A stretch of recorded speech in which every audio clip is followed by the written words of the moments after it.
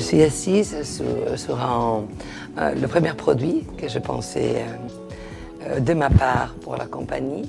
Et c'était un peu une petite provocation. On a fait en même temps le fauteuil BIM, que c'est un travail très technique, très simple, pensé avec une certaine rigueur. D'un côté, en parallèle, j'avais dit à eux, moi je pense que je rentrais comme une femme, comme art directeur de la compagnie.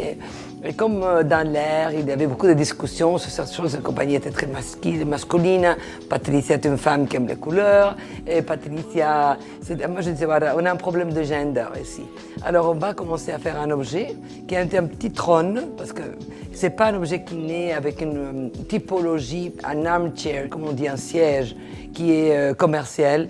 C'est pas celui-ci, parce qu'il n'est pas si haut, il n'est pas si riche. Lui, il est cet objet qui te contourne un peu et où tu peux aussi t'asseoir, mais tu peux quand même rester, et qu'il est fait avec, dans une façon comme seulement Cassina a se faire, que tous les moules qui sont dedans, ils sont si techniques qu'ils sont en souplesse, mais ils ont tous des mécanismes, des éléments qui le font tout mou. C'est aussi utiliser la partie technique de la compagnie, mais aussi l'idée de haute couture. Quand on travaille à Cassina, quand on fait des choses de bois, quand on travaille avec les cuirs, les parties techniques et les matériaux, on peut arriver avec un langage de haute couture que c'est, je pense, c'est un thème important.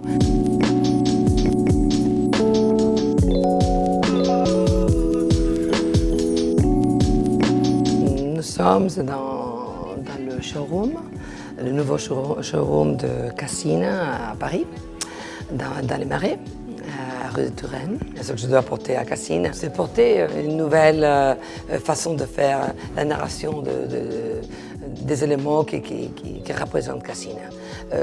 Évidemment, il y a le concept de couleurs et on a travaillé avec l'aluminium, que je pense que c'est un matériel on trouve les couleurs à travers l'anodisation. On a travaillé avec le vert, que aussi la façon de donner couleur. On a travaillé avec le noir comme un élément que pour moi c'est une couleur qui donne, qui définit les limites dans une façon importante.